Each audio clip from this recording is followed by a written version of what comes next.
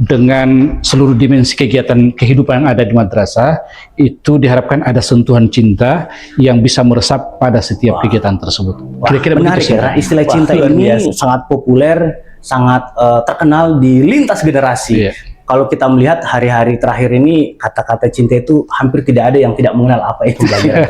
Sehingga mungkin sebetulnya berbicara tentang kurikulum cinta ini dimensinya bukan hanya di pembelajaran, tapi juga di kegiatan lainnya, kegiatan ekstrakurikuler, intrakurikuler, kegiatan keagamaan dan iklim. Ya, karena cinta itu tidak sebatas pada individu orang per orang, baik diri sendiri maupun orang lain, tapi juga cinta terhadap lingkungan misalnya. Maka itu juga diwujudkan. Maka dapat dia misalnya dari antusiasme siswa dalam mengikuti pembelajaran, keinginan untuk bertanya tanpa takut untuk merasa tertekan misalnya. Ada perlakuan mereka merasa diterima. Bangga ya, karena Kementerian Agama betul-betul melihat konteks ini dalam ruang yang sangat besar, sangat global. Nah, kita kembali lagi ke pembelajaran. Nah, kalau misalnya kita sudah bahas tentang landasan filosofi, itu disebutkan bahwa dalam satu dasawarsa terakhir ini terjadi dehumanisasi. Jadi nilai-nilai manusia itu terabaikan melalui konflik, kekerasan, peperangan antar negara, konflik, perang saudara. Bisa saya sederhanakan, ini adalah pendekatan berbasis kasih sayang ya. Iya betul sekali. Tapi ada selentingan nih. Dulu kan kita biasa mendengar istilah pemberian nilai kasih-kasih gitu ya, kalau istilah kan, karena kita merasa nggak tega, terus anak itu diberikan nilai.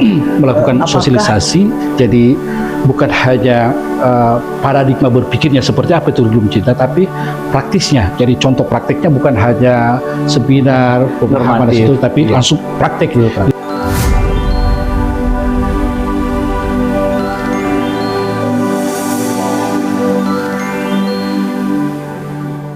Bismillahirrahmanirrahim. Assalamualaikum warahmatullahi wabarakatuh. Salam sejahtera untuk kita semua.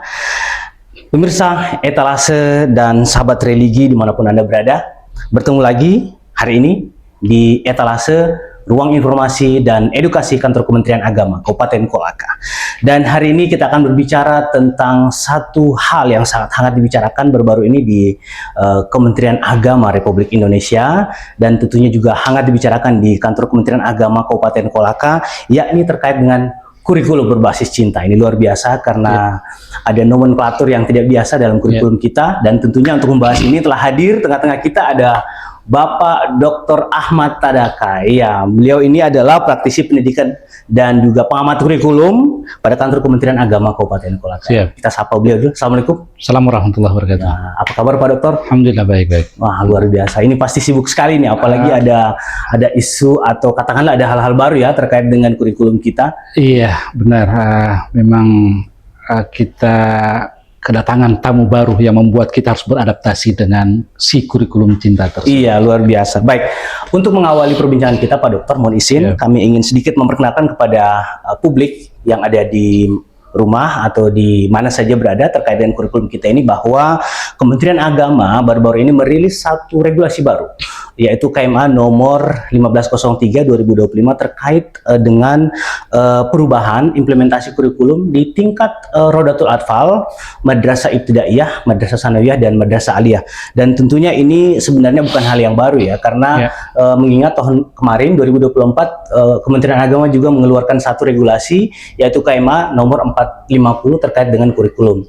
Perbedaannya mungkin di kurikulum ini ada nomenklatur yang bertema cinta di dalamnya. Sebenarnya apa itu yang dimaksud dengan kurikulum berbasis cinta, dan apa perbedaan mendasar dengan kurikulum merdeka yang saat ini berlaku di sekolah-sekolah pada umumnya Pak Dokter? Iya, jadi kurikulum cinta itu adalah sebuah jiwa, jadi jiwa yang diharapkan bisa diterapkan dalam konteks di madrasah keseluruhan, baik itu dalam pembelajaran, kegiatan ekstrakurikuler, maupun dalam kegiatan keagamaan serta iklim madrasah secara keseluruhan. Jadi dengan seluruh dimensi kegiatan kehidupan yang ada di madrasah, itu diharapkan ada sentuhan cinta yang bisa meresap pada setiap kegiatan tersebut. Kira-kira begitu singkatnya. Wah, luar biasa. Kalau saya sendiri mendengar kata cinta itu Pak Dokter seperti sesuatu yang sangat abstrak ya. Iya. Ya, karena menarik ya, karena istilah cinta ini sangat populer, sangat terkenal di lintas generasi. kalau kita melihat hari-hari terakhir ini kata-kata cinta itu hampir tidak ada yang tidak mengenal apa itu cinta. Sehingga mungkin kalau kira-kira dalam untuk standar dan instrumen evaluasi yang jelas agar tidak terjadi subjektivitas dalam menilai perkembangan peserta didik, kira-kira bagaimana indikator keberhasilan cinta jika diukur secara objektif dalam proses pembelajaran itu sendiri, Pak Dokter? Sebetulnya berbicara tentang kurikulum cinta ini dimensinya bukan hanya di pembelajaran, tapi juga di kegiatan lainnya, kegiatan ekstrakurikuler, intrakurikuler, kegiatan keagamaan dan iklim madrasah secara keseluruhan, sehingga tentu indikator keberhasilannya bisa dilihat dari unsur pembelajaran, karena itu instrumen utamanya, kan? Instrumen pendukung lainnya. Nah, sebetulnya secara garis besar minimal ada 3 indikator tanda secara umum bahwa madrasah itu telah teraplikasikan kurikulum berbasis cinta. Pertama adalah ditandai dengan ada yang disebut dengan madrasah ramah anak.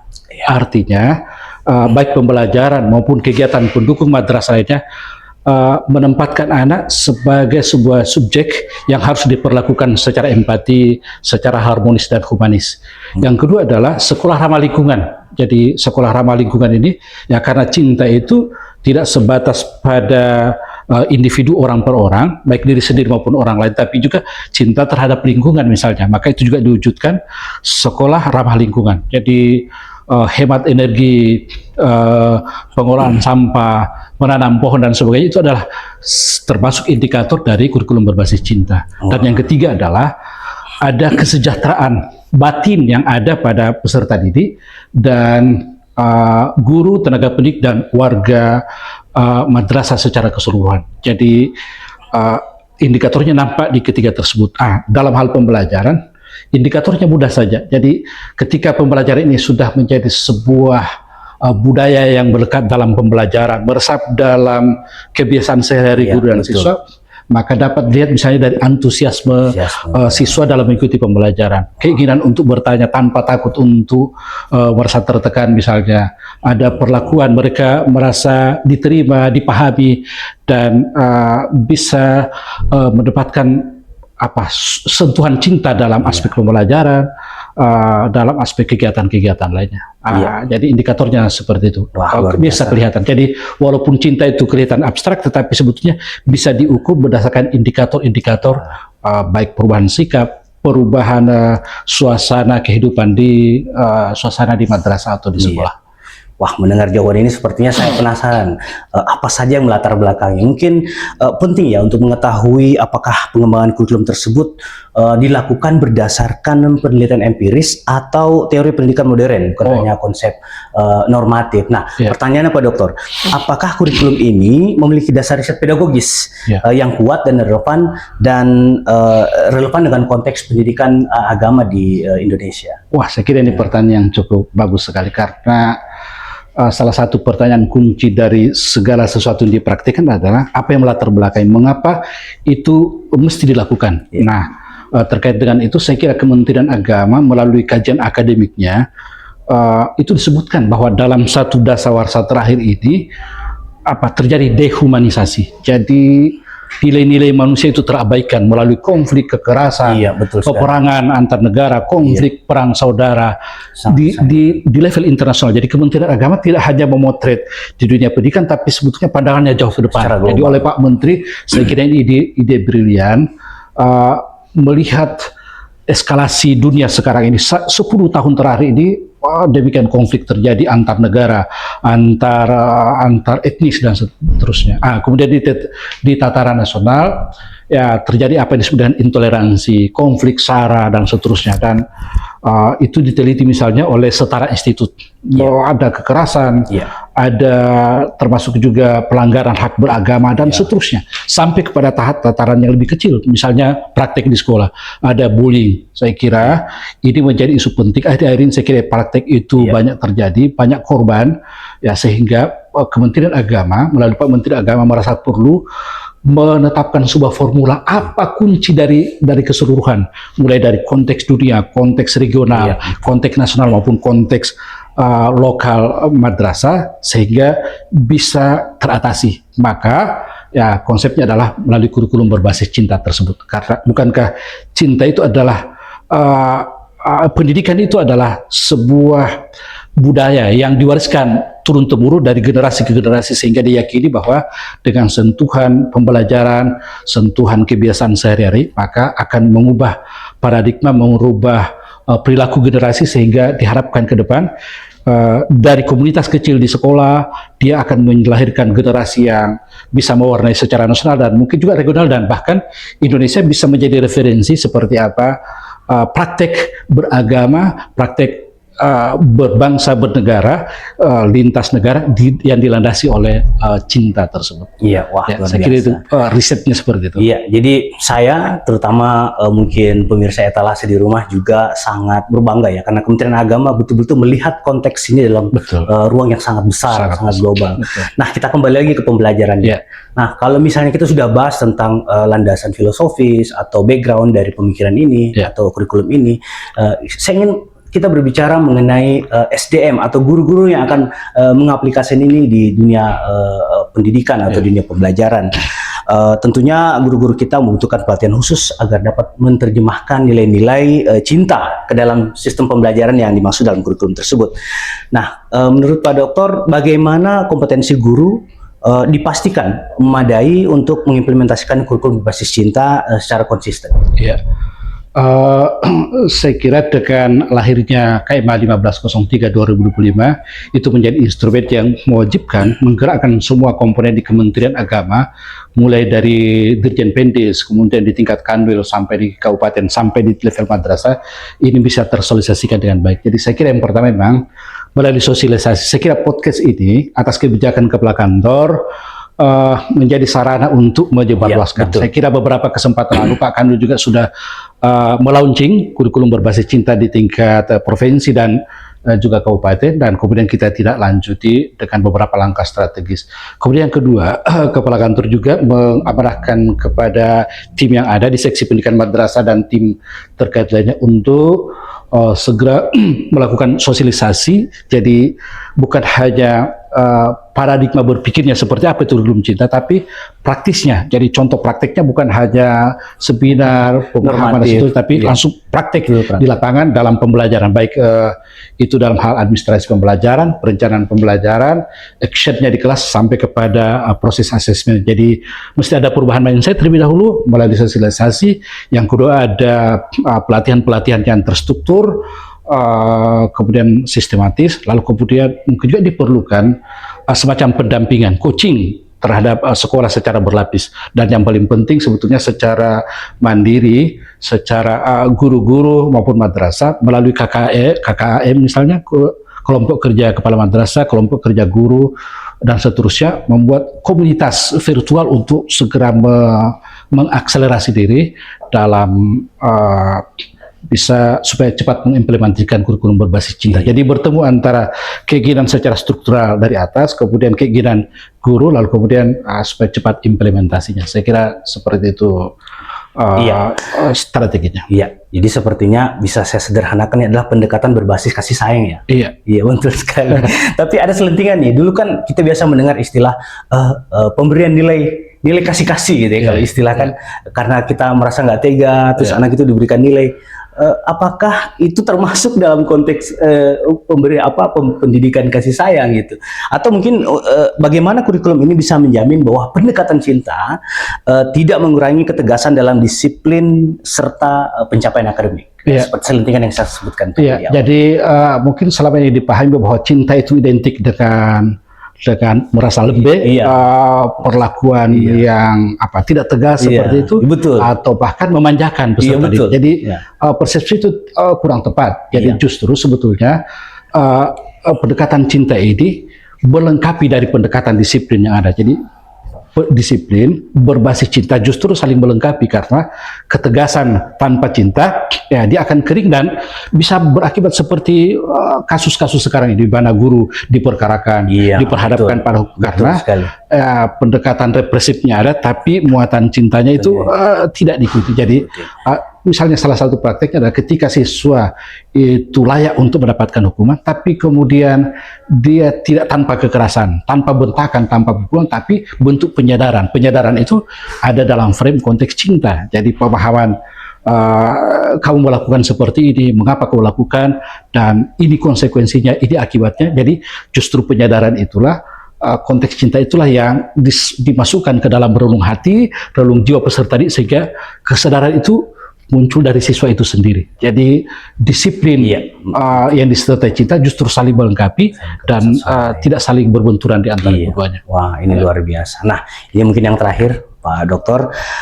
Seperti yang kita pahami bahwa perbedaan mendasar dari kedua kurikulum yang 2024 dan 2025 ini adalah terjadinya tidak hanya adanya kebijakan atau adanya filosofi long life learners, tapi juga menjadi good character dan good spiritual learner melalui KBC ini. Dan tentunya terkait KMA 1503 tahun 2020 yang baru saja dirilis oleh Kementerian Agama yang memuat perubahan dari 450 tersebut, bagaimana implementasi praktikal? Jadi kita bicara pada konteks yang lebih praktis. Bagaimana implementasi praktikalnya di madrasah dan kira-kira dampak apa yang diharapkan dari pemberlakuan kurikulum yang baru ini?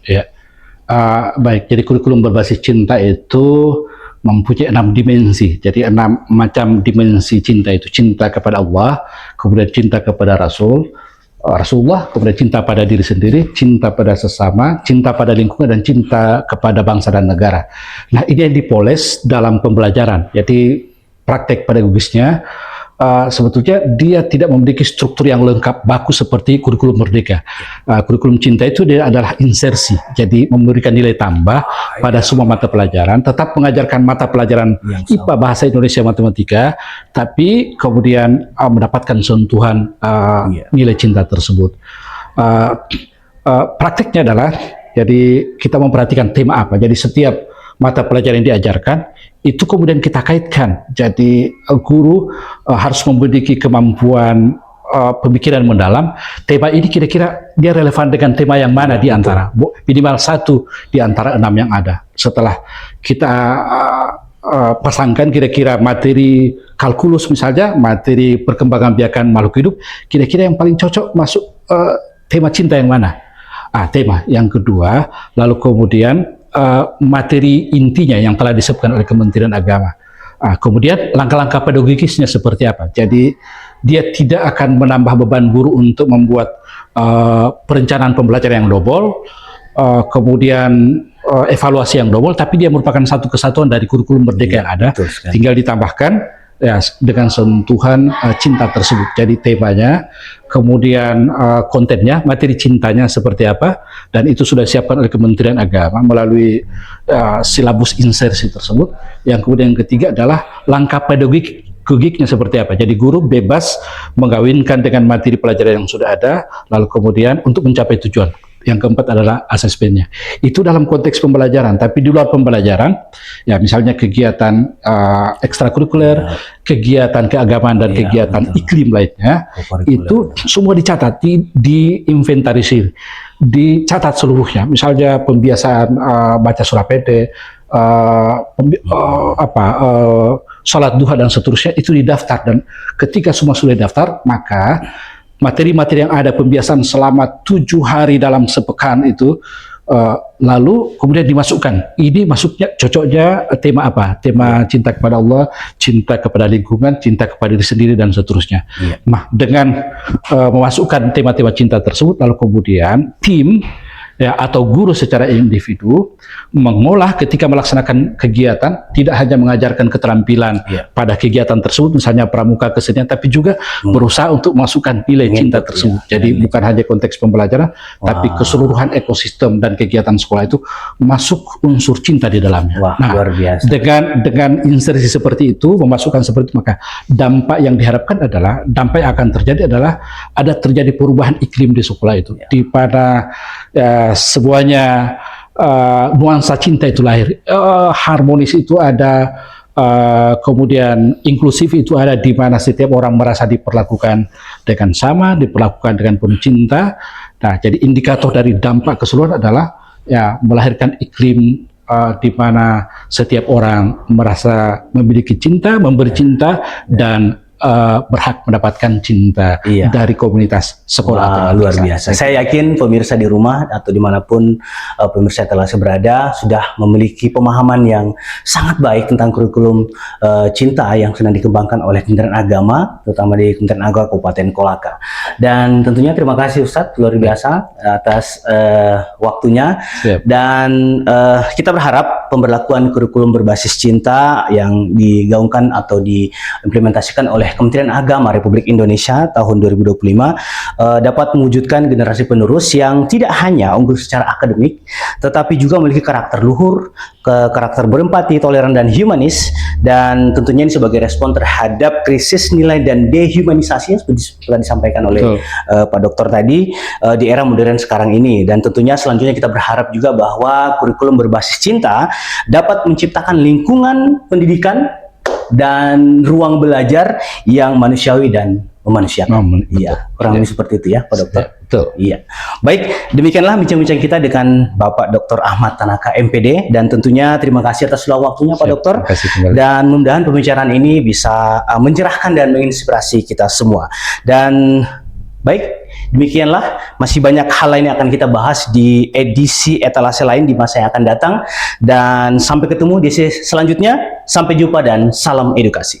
Wassalamualaikum warahmatullahi wabarakatuh.